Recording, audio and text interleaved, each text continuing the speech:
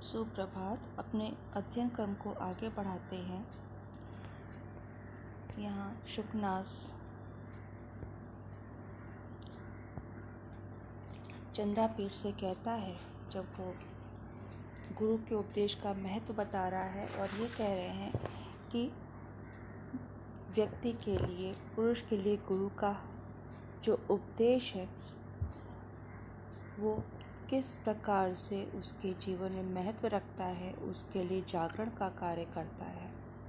और उनको उपदेश देने वाले बहुत कम लोग ही होते हैं, इसलिए राजाओं के लिए गुरु के उपदेश का महत्व और भी अधिक बढ़ जाता है। अब यहाँ पर वो लक्ष्मी के बारे में समझाते हैं कि उसका क्या स्वरूप होता है। तो लक्ष्मी अर्थात सत्ता के संबंध में वो यहाँ पर, या राजसत्ता के विषय में वो यहाँ पर समझा रहे हैं चंद्रापीठ को कि उसका स्वभाव किस प्रकार का होता है। कहते हैं, आलोक्य तो तावत कल्याणाभिनिवेशी लक्ष्मी एव प्रथम। तो आप सर्वप्रथम लक्ष्मी को ही देखें। कौन देखे? कल्याण अभिनिवेशी, कल्याण को चाहने वाले, मंगल के जो अभिलाषी हैं। तो आप सर्वप्रथम लक्ष्मी को ही देखें। इयम ही सुबट खड्गमंडल उत्पलवन विभ्रम भ्रमरी लक्ष्मी क्षीर सागरात पारिजात पल्लवेभ्यो रागम इंदुशकलाद एकांत वक्रताम उच्चै श्रवसश्चंचलताम कालकूटान मोहशक्तिं मदिराया मदम कौस्तुभमणि नैष्ठुर्यम इत्येतानि सहवास परिचयवशात् विरह विनोद चिन्हानि ग्रहीतवोत गता। कि यहाँ पे लक्ष्मी का स्वभाव बता रहा है कि उसके स्वभाव में इतनी कर्कशता, इतनी चंचलता, इतने उन्माद क्यों आ जाता है। तो उसके बारे में कहते हैं कि लक्ष्मी का जो उद्भव है वो क्षीर सागर से है। तो इयमी सुबट खड्ग मंडल उत्पल वन विभ्रम भ्रमरी, कि यह सुबट अर्थात जो योद्धा हैं, पराक्रमी हैं, वीर पुरुष हैं, तो ऐसे उनके खड्ग मंडल रूपी, उनके तलवार के जो चक्र है उसमें, तो खड्गमंडल अर्थात उनके खड्गमंडल रूपी उत्पल वन में विभ्रम भ्रमरी, विलास करने वाली भ्रमरी, ये लक्ष्मी अर्थात भ्रमरी को उन्होंने कैसा कहा है? लक्ष्मी को भ्रमरी के समान। भ्रमर कहाँ निवास करता है? कमल वन में। और लक्ष्मी का निवास कहाँ होता है? योद्धाओं के खड्गमंडल रूपी या असिधारा रूपी उत्पल वन में। तो ऐसे ही ये लक्ष्मी क्षीर सागरात, क्षीर सागर से पारिजात पल्लवेभ्यो रागम, पारिजात के पल्लवों से, पारिजात वृक्ष के पत्तों से लालिमा को, अनुराग को, राग माने आसक्ति होता है, लालिमा होता है, उसका जो वर्ण माना जाता है राग का वो लाल होता है। तो कहते हैं पारिजात के वृक्ष या पारिजात वृक्ष के पत्तों से लालिमा को, इंदु शकलाद एकांत वक्रताम, चंद्रमा की कला से कुटिलता को, उच्चै श्रवस चंचलताम, उच्चै श्रवा घोड़े से चंचलता को या स्थिरता को, कालकूटान मोह शक्ति, कालकूट से मोह शक्ति को, मदिरा या मदम, मदिरा से उन्मत्तता को, कौस्तुभ मणि से निष्ठुरता को, कठोरता को, इत्येतानि सहवास परिचय वशात विरह विनोद चिन्हानि ग्रहीतवोत गता। इत्येतानि इन सब सहवास परिचय वशात साथ रहने के परिचय के कारण विरह विनोद चिन्हानि, विरह विनोद अर्थात एकांत में, उनके विरह में, उनसे अलग रहने पर अपना मन बहलाने के साधन स्वरूप उन चिन्हों को लेकर, उन पहचान को लेकर या उनकी विशेषताओं को लेकर ही मानो बाहर निकली है या क्षीर सागर से प्रकट हुई है। यहाँ पर संकेत है कि लक्ष्मी का जो आविर्भाव है वो क्षीर सागर से, समुद्र मंथन की कथा से आप सब परिचित हैं कि जब दैत्यों और देवताओं में ये अमृत को पाने के लिए समुद्र मंथन हुआ, तो उस समुद्र मंथन के समय जो 14 रत्न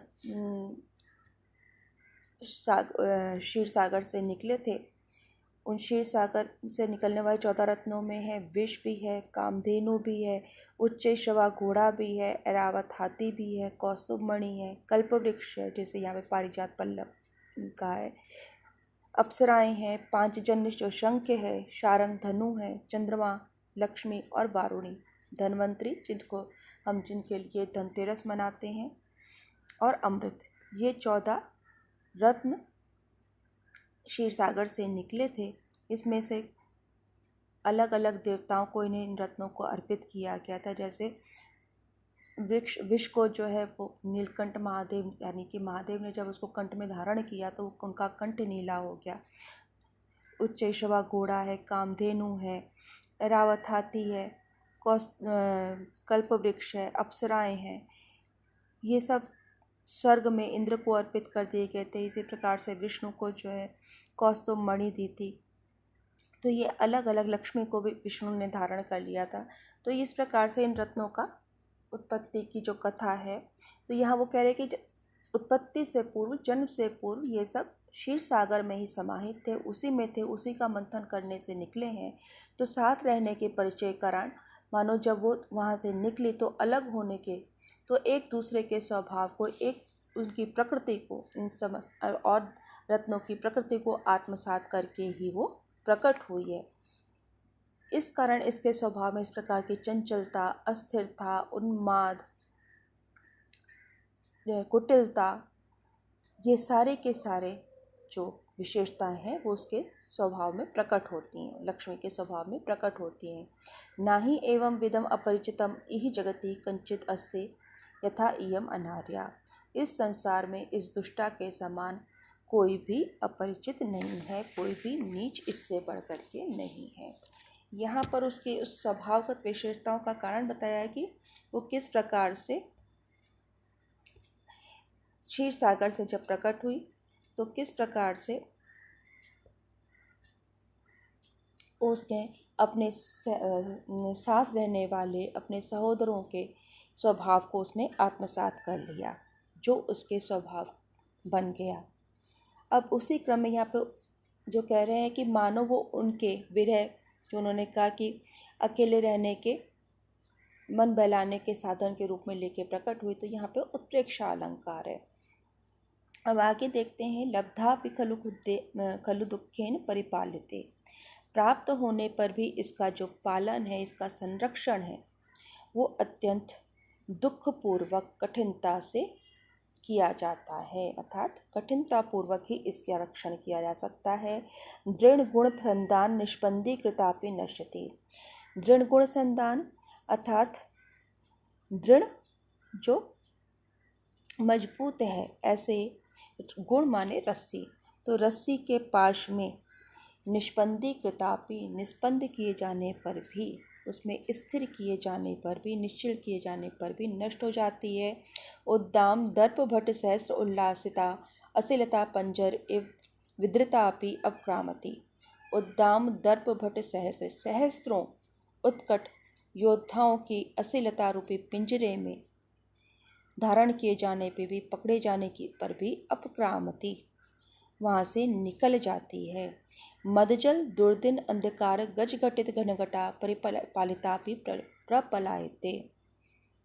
फिर उसको आगे वो कहते हैं कि मदजल अर्थात मदजल रूपी दुर्दिन, दुर्दिन माने वर्षा ऋतु, तो मदजल रूपी या मदजल के कारण वर्षा ऋतु का सा भाव प्रकट करने वाले अंधकार, उसके कारण, उन मेघों के कारण अंधकार युक्त सा बनाए हुए गज रूपी अर्थात गज रूपी मेघ माला के द्वारा परिपालितापि, उसमें संरक्षित किए जाने पर भी ये निकल जाती है, पलायन कर जाती है।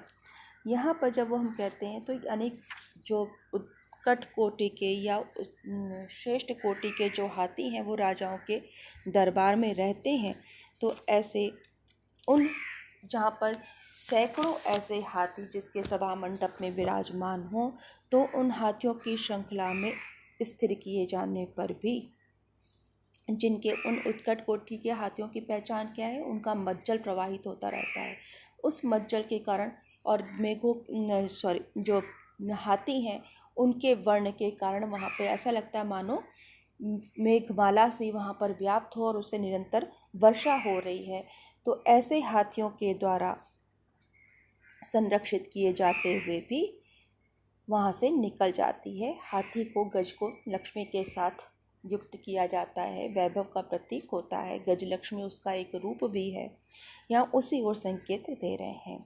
फिर कह रहे हैं ना परिचयम रक्षति, परिचय की तो रक्षा ही नहीं करती है। ना अभिजनम ईक्षते, ना ही जो अभिजन है कुलीनता का देखती है। ना रूपम आलोकयते, ना तो सौंदर्य को देखती है। ना कुल क्रमम अनुवर्तते, ना ही कुल क्रम का अनुसरण करती है। अर्थात वंश परंपरा का है कि पिता के पास है तो पुत्र के पास भी रहे, तो वंश परंपरा का अनुसरण नहीं करती है। ना ही शील का, ना शीलम पश्यति, ना ही शील को देखती है। ना वैदग्ध्यम गण्यति, ना ही विद्वत्ता का विचार करती है। तो ये रूप, कुल, शील, सदाचार अर्थात किसी प्रकार की विशेषताओं का, गुणों का संरक्षण में विचार नहीं करती, उनको मान नहीं देती है। ना वैदग्ध्यम गण्यति, ना तो विद्वत्ता को गिनती है। ना श्रुतम आकर्ण्यति, ना ही ज्ञान को सम्मान देती है।